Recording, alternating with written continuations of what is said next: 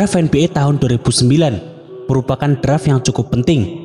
Karena dari sana muncullah beberapa pemain hebat macam Blake Griffin, James Harden, Stephen Curry, Ricky Rubio, serta DeMar DeRozan. Namun di antara semua itu pada pick ke-6, tepat sebelum pick ke-7 dari Stephen Curry, terdapat nama Johnny Flynn yang dipilih oleh Minnesota Timberwolves. Lalu pertanyaannya, siapa sebenarnya Johnny Flynn? Mengapa dia mendapatkan pick yang cukup awal? Apakah dia prospek yang lebih baik dari Stephen Curry? Serta mengapa karir NBA-nya bisa hancur? Namun sebelum kalian mengetahui jawabannya, kita mau ngasih info dulu nih. Jadi, bagi kalian yang belum tahu, kini kita akan upload video setiap hari Selasa dan Jumat pukul 7 malam. Oke, jika begitu langsung aja kita mulai. Sebelum draft NBA tahun 2009, Johnny Flynn ternyata merupakan prospek yang sangat baik. Bahkan namanya begitu terkenal di daerahnya, yakni Niagara Falls, New York. Selain itu, pemain yang berposisi sebagai point guard ini terkenal sangat eksplosif. Sehingga pada tahun seniornya di SMA, ia mendapatkan penghargaan Mr. Basketball New York di tahun 2007. Selain itu, ia juga pernah memperkuat timnas Amerika Under 18 dan Under 19. Dengan pencapaiannya itu, akhirnya ia memutuskan untuk berkuliah di Syracuse University, serta memperkuat tim basket di sana. Selama 2 tahun di universitasnya, semuanya dilaluinya dengan sukses. Bahkan di tahun pertamanya, ia berhasil menyabet penghargaan Big East Rookie of the Year. Selanjutnya di tahun keduanya penampilannya terus membaik. Salah satu penampilan terbaiknya yaitu saat berada di ajang Big East National Tournament. Saat itu ia berhasil memimpin timnya untuk menang melalui 6 kali babak overtime melawan Connecticut University yang sebenarnya lebih diunggulkan. Johnny Flynn bermain 67 menit dari total 70 menit waktu pertandingan, dan Flynn berhasil mencetak 34 poin serta 11 assist. Lalu ia juga berhasil memasukkan semua 16 percobaan free throw-nya, sungguh hal luar biasa. Kemudian tak berhenti sampai di sana. Tepat sehari berikutnya, ia juga kembali memimpin timnya meraih kemenangan melawan West Virginia University.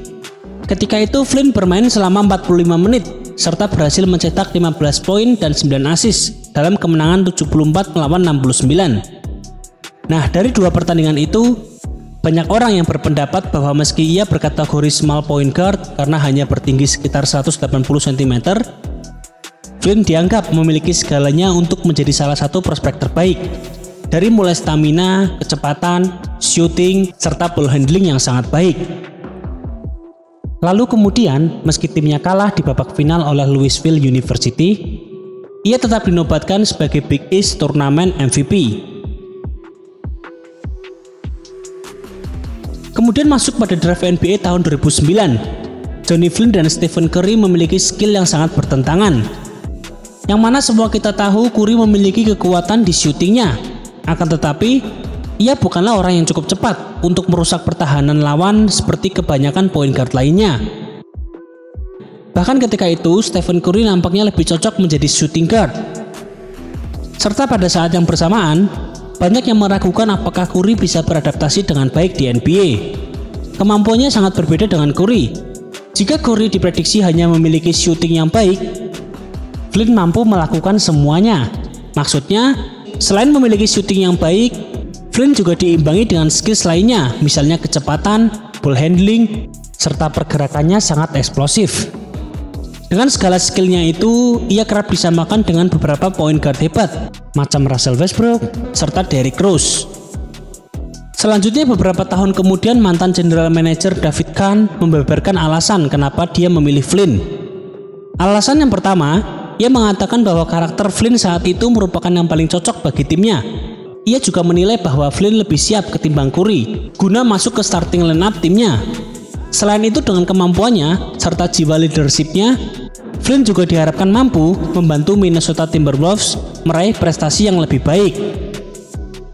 Yang kedua, David Kahn mengatakan bahwa ia sempat mendapatkan telepon dari ayah Curry yang mengatakan bahwa anaknya tidak ingin memperkuat tim Minnesota Timberwolves. Kemudian pada musim perdananya, Johnny Flynn sebenarnya tampil cukup baik. Ia bermain 81 pertandingan dan semuanya menjadi starting five. Selain itu, ia juga mencetak 13,5 poin, 4,4 assist, serta 2,4 rebound. Akan tetapi sayang namanya ketika itu kalah bersinar dari Stephen Curry. Karena di musim perdananya, Curry benar-benar mematahkan omongan orang yang meragukan dirinya. Sebagai perbandingan saja dengan Flynn, di musim perdananya Stephen Curry bermain sebanyak 80 pertandingan dan mencetak rata-rata 17,5 poin, 5,9 assist, serta 4,5 rebound per game.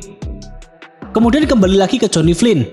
Setelah musim rookie-nya, sayangnya ia tidak bisa kembali ke performa awalnya. Penyebabnya yaitu cedera yang dideritanya. Jadi di tahun 2010, Flynn sempat menjalani operasi pinggul. Dan setelah operasi ini, ia gagal untuk mengeluarkan kemampuan terbaiknya. Bahkan di musim 2010-2011, jumlah pencapaiannya merosot. Ketika itu, ia hanya mencetak 5,3 poin dan 3,4 assist per game. Bahkan ia sempat bermain di NBA G League bersama Seattle Skyforce.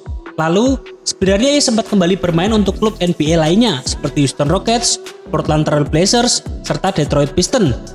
Namun tampaknya, karirnya di NBA sudah selesai. Bahkan saat menandatangani kontrak dengan Pistons, ia yang dikontrak per 1 Oktober tahun 2012, kemudian ia dilepas pada tanggal 22 Oktober tahun 2012. Berikutnya ia juga sempat mencoba peruntungan di Liga Australia dengan memperkuat Melbourne United. Meskipun di tahun 2013 ia masih sempat mengikuti NBA Summer League dengan Orlando Magic serta Los Angeles Clippers, namun ia tidak pernah lagi membuat penampilannya di NBA. Nah, berikutnya ia sempat mencoba peruntungannya di Liga China untuk memperkuat Sichuan Blue Wolves.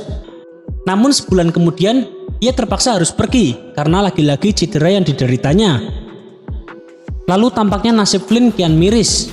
Di tahun 2014, ia memperkuat tim Italia yakni Orlandina Basket. Namun lagi-lagi, hanya membuat 2 pertandingan, ia mengalami cedera. Sungguh malang nasibnya. Kemudian untuk saat ini, nampaknya ia sudah tidak bermain basket secara profesional lagi. Nah, itu tadi akhir video kita. Bagaimana cedera menghancurkan karir Johnny Flynn. Oh ya, jika kalian ada topik menarik untuk dibahas, tulis di kolom komentar ya. Thank you and see you.